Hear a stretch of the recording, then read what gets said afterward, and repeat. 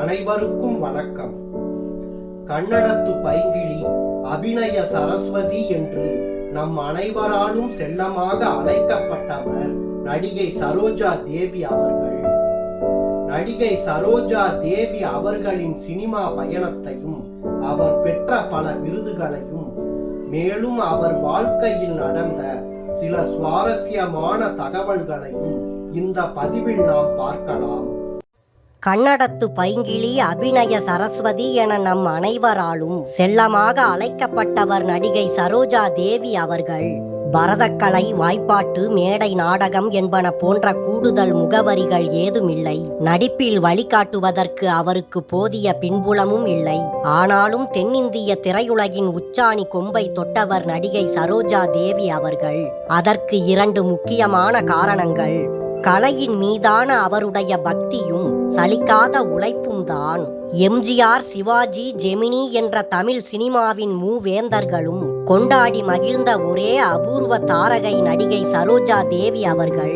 திரையுலகில் என்னுடைய துரித வளர்ச்சிக்கு காரணம் எம்ஜிஆர் என்ற மூன்றெழுத்து மந்திரம் என்று நடிகை சரோஜா தேவி தான் எழுதிய கட்டுரை ஒன்றில் பதிவு செய்துள்ளார். தமிழ், கன்னடம், தெலுங்கு மற்றும் இந்தி ஆகிய 4 மொழிகளில் 200க்கும் மேற்பட்ட படங்களில் நடித்த பழம்பெரும் நடிகை சரோஜா தேவி அவர்கள். சரோஜா தேவி அவர்கள் 1942ஆம் ஆண்டு ஜனவரி 7 அன்று கர்நாடகாவின் பெங்களூரில் பிறந்தார். அவருடைய தந்தை பைரப்பா போலீஸ் அதிகாரியாக இருந்தார். அவருடைய தாயார் ருத்ரம்மா செயின்ட் தெரசா பள்ளி சாம்ராஜ்பேட்டையில் படித்துக் கொண்டிருந்த சரோஜா தேவி தன்னுடைய 13வது வயதில் பள்ளி விழா ஒன்றில் கலந்து கொண்டு பாடல் பாடினார். அப்போது ஹொன்னப்பா பாகவதரால் முதலில் அடையாளம் காணப்பட்டார். சரோஜா தேவி அவர்கள் ஆரம்பத்தில் அவருக்கு திரைப்படங்களில் நடிக்க வந்த வாய்ப்பை மறுத்தார். ஆனால் அவருடைய தாயார் அவரை சமாதானம் செய்து சினிமாவில் நடிக்க வைத்தார். எந்த விதமான கதாபாத்திரமாக இருந்தாலும் அதற்கு கச்சிதமாக பொருந்தக்கூடியவர் நடிகை சரோஜா தேவி அவர்கள். மேலும் தனது திறமை மிக்க நடிப்பால் கொடுக்கப்படும் கதாபாத்திரத்திற்கு உயிர் கொடுத்து நடிப்பவர் அவர்தான் என்று சொல்லும் அளவிற்கு சினிமா உலகில் பெருமை அடைந்தவர். கர்நாடக மாநிலத்தை சேர்ந்த நடிகை சரோஜா தேவி அவர்கள் 1955ஆம் ஆண்டில் தனது 17 வயதில் மகா கவி காளிதாஸ் என்ற கன்னட மொழி திரைப்படத்தில் அறிமுகமானார். அதன் பின் 1957ஆம் ஆண்டில் பாண்டுரங்க மகாத்தியம் என்ற தெலுங்கு படத்தில் நடித்தார் நடிகை சரோஜா தேவி. அதற்கு பின்பே அவர் தமிழ் திரையுலகில் பாதம் பதித்தார். நடிகர் திலகம் சிவாஜி கணேசன் அவர்கள் நடித்த தங்கமலை ரகசியம் படத்தில் அந்த படத்தின் நாயகியான ஜமுனாவிடம் தங்கமலை ரகசியத்தை சொல்லும் அந்த காட்சிதான் நடிகை சரோஜா தேவி தமிழ் திரைப்படத்தில் அறிமுகமான முதல் காட்சியாகும். ஆனால் சரோஜா தேவியை தமிழ்நாடே யார் இந்த தேவதை என்று கேட்க வைத்த திரைப்படம் மக்கள் திலகம் எம்ஜிஆர் அவர்கள் முதலில் இயக்கி நடித்த நாடோடி மன்னன் திரைப்படம்தான்.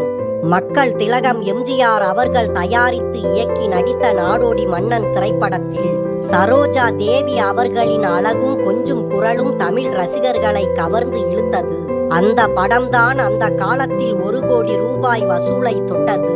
அதில் இருந்து நடிகை சரோஜா தேவி அவர்கள் வசூல் ராணியாகவே திரையுலகில் வலம் வந்ததாக தமிழ் திரை விமர்சகர்கள் பலரும் நடிகை சரோஜா தேவியை பற்றி ஒருமித்த ஒரு குறிப்பை சொல்கின்றனர்.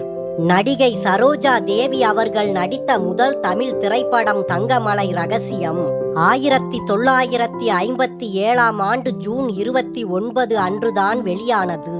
ஆனால் அடுத்த 3 ஆண்டுகளில், அதாவது 1960களில் சரோஜா தேவி தென்னிந்திய திரையுலகில் உச்ச நட்சத்திரமாக ஜொலித்தார். நடிகை சரோஜா தேவி அவர்கள் தனக்கு முதலாக கன்னட படத்தில் நடிக்கும் வாய்ப்பு கிடைக்கும் முன் தனக்கு குடும்பத்திலும் பொது வெளியிலும் நிகழ்ந்த அனுபவங்களை ஓர் இதழில் எழுதியிருந்தார்.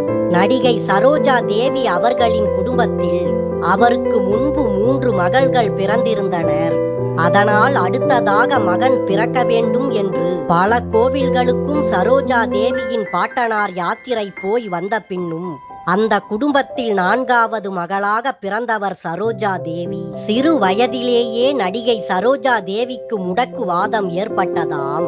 அது அவருக்கு சரியாக வேண்டும் என்று விரதம் இருந்து கோவில்களுக்கு சென்றுள்ளார் சரோஜா தேவி அவர்களின் தாயார் ருத்ரம்மா.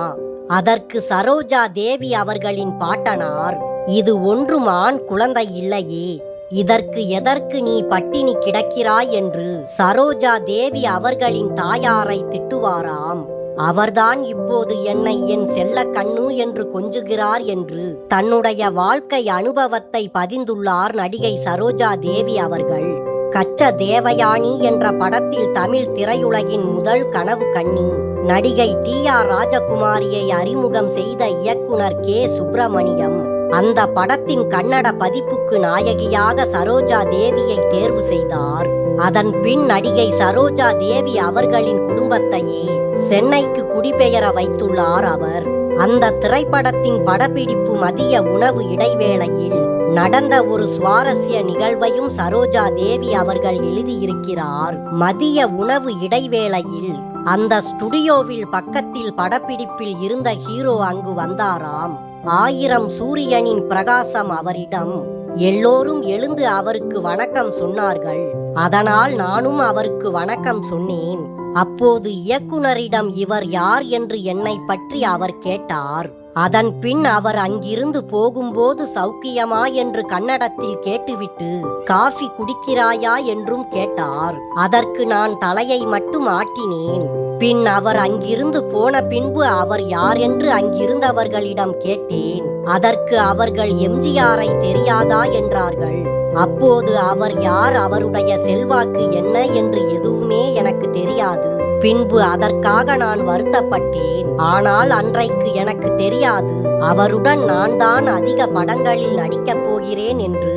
மக்கள் திலகம் எம்ஜிஆர் அவர்களை பற்றி இப்படி எழுதிய சரோஜா தேவி அவர்கள் நடிகர் திலகம் சிவாஜி அவர்களை பற்றி இப்படி எழுதியிருந்தார். பாகப்பிரிவினை படத்தில் பிரசவ வேதனையில் சரோஜா தேவி நடிப்பது போன்று ஒரு காட்சி. அந்த சூழ்நிலையில் ஒரு பெண் எப்படி இருப்பாளோ அது போல நான் துடிப்பது போல நடிக்க வேண்டும். அந்த காட்சியில் நான் எப்படி நடிக்க வேண்டும் என்று இயக்குனர் பீம்சிங் அவர்கள் நடித்து காட்டினார். ஆனால் படப்பிடிப்பில் எனக்கு பயம் வந்தது.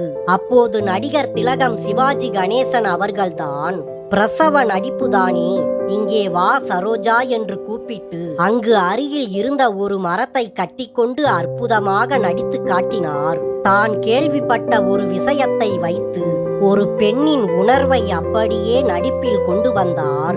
அதனால்தான் அவர் நடிகர் திலகம்.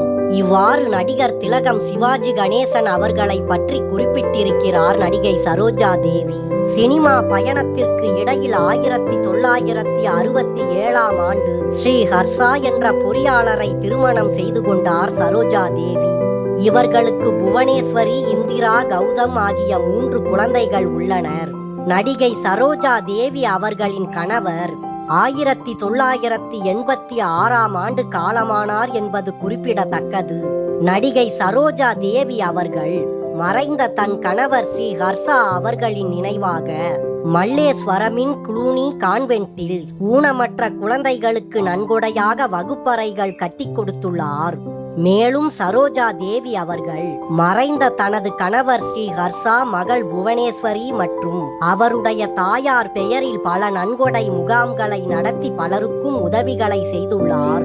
மேலும் அறக்கட்டளைகள், மறுவாழ்வு மையங்கள் என சரோஜா தேவி அவர்களின் சமூகத்தின் மீதான அக்கறைகளை பற்றி சொல்லிக்கொண்டே போகலாம்.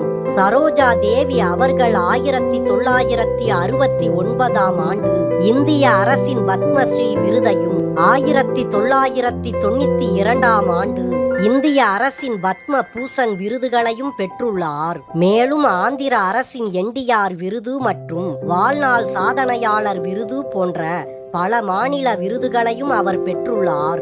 நாட்டிய கலாநிதி விருது 2009ஆம் ஆண்டு நடிகை சரோஜா தேவி அவர்களுக்கு வழங்கப்பட்டது.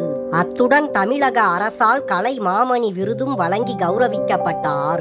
மேலும் பெங்களூரு பல்கலைக்கழகத்தின் கௌரவ டாக்டர் பட்டம் பெற்றார். 1997ஆம் ஆண்டில் 45வது தேசிய திரைப்பட விழாவில் ஜூரியாக செயல்பட்டார். அதன் பிறகு தேசிய திரைப்பட மேம்பாட்டு கழகத்தின் குழுவிலும் அவர் இருந்தார். மேலும் கன்னட திரைப்பட மேம்பாட்டு கழகத்தின் தலைவராகவும் பெங்களூரு காந்தரேவா ஸ்டுடியோவின் தலைவராகவும் இருந்துள்ளார். மேலும் அவர் 2 முறை தேசிய விருது நடுவர் மன்றத்தின் தலைவராகவும் இருந்துள்ளார். வயது மூப்பு காரணமாக தன்னுடைய 87வது வயதில் அபிநய சரஸ்வதி என்று அனைவராலும் அழைக்கப்பட்ட நடிகை சரோஜா தேவி அவர்கள் இந்த உலகத்தை விட்டு மறைந்தார்.